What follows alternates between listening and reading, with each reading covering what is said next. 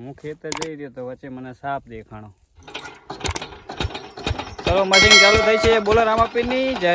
અમારો દેશી ચૂલો કહેવાય, ખેતર માટેનો ચૂલો. હેલો મિત્રો, રામ રામ ડાયરા. તો મિત્રો આપણા નવા વ્લોગમાં તમારું હાર્દિક સ્વાગત છે. તો મિત્રો આપણે આવી ગયા ખેતર. તો આપણે કર્યું છે ચોથા ભાગે જીરું. આપણું ઘરનું તો ખેતર હતું નહીં એટલે આપણે રાખ્યું એ ચોથા ભાગે જીરું.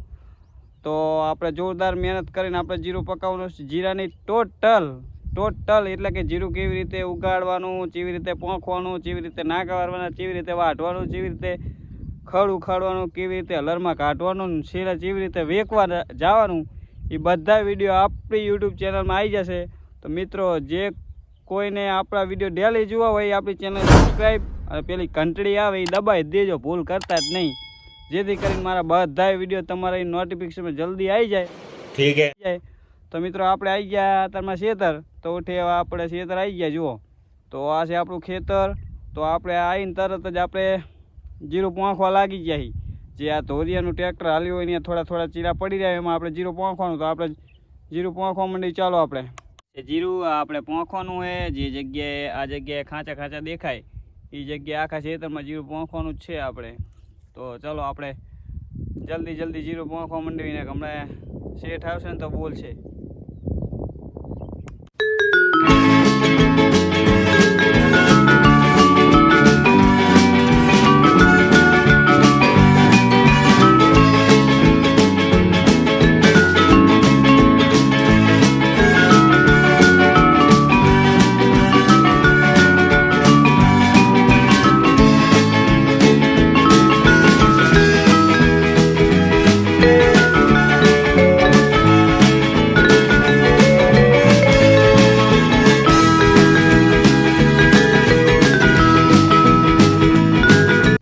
અડધા ખેતરમાં આપણે જીરું પોંખી દીધું, એટલે કે જેટલું આપણે પાણી પીવડાવવાનું છે તો 2 પટ્ટીમાં આપણે જીરું પોંખી દીધું. તો હવે આપણી મમ્મીએ બનાવી દીધો સરસ મજાનો ચા.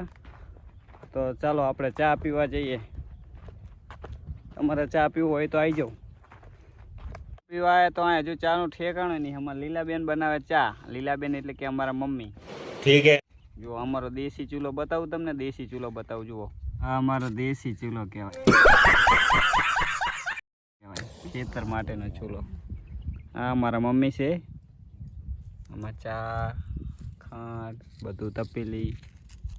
લીલા બેન બરતું નહીં હરકતું.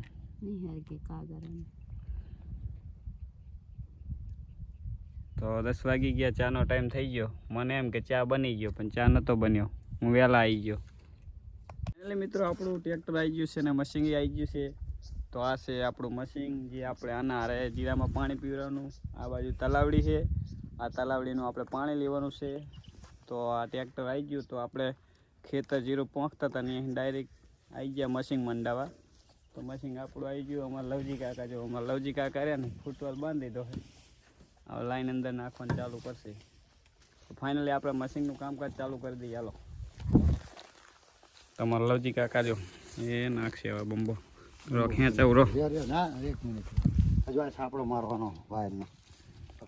ટ્રેક્ટરમાં અત્યારે આપણે દંતરી કરતા હતા અને જીરું પોંખતા હતા. અને અમારા શેઠ મશીન લઈને આવી ગયા. લવજી કાકાને બી. અમારા લવજી કાકા બધા વિડીયો જોવા મળશે.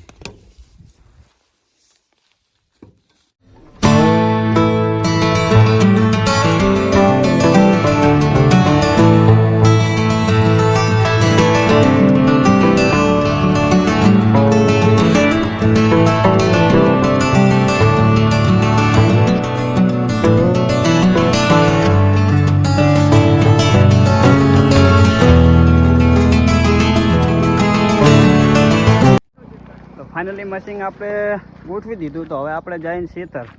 તો મશીન ખેતર 1 કિલોમીટર સેટું હોય મૂકવા. તો આપણને આવ્યા નહીં એટલે આપણે જઈએ ખેતર. તો ચાલો ખેતર પહોંચીને આપણે મળીએ.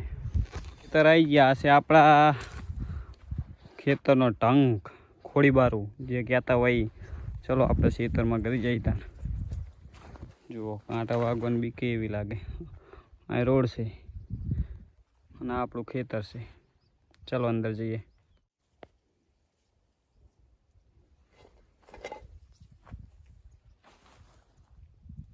સાપ. હું ખેતર જઈ રહ્યો તો વચ્ચે મને સાપ દેખાણો. જો જાય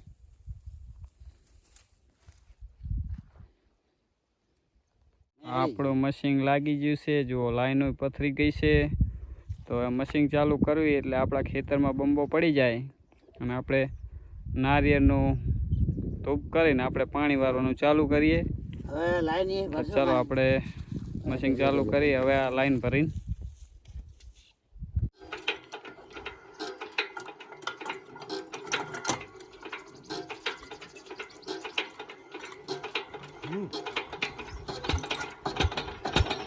ચલો મશીન ચાલુ થઈ છે. બોલો રામાપીરની જય.